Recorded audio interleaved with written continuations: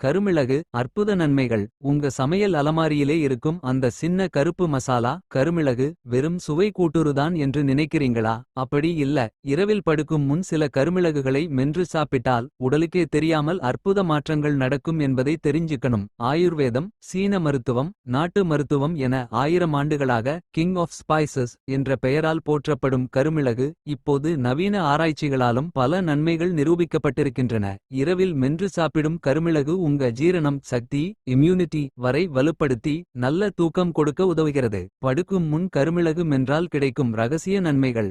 ஜீரண சக்தி தூண்டல் இரவில் ப்ளோட்டிங் அசிடிட்டி குறையும்.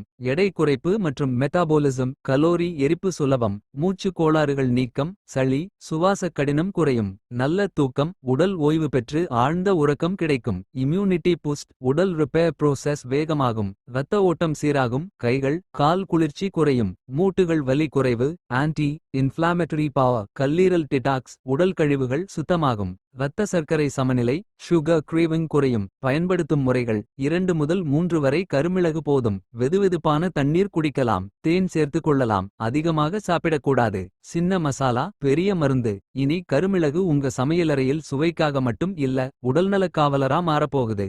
இயற்கை உணவு மருத்துவ ஆலோசகர் பாரம்பரிய சிகிச்சை சித்தவைத்தியர் சுரேஷ்.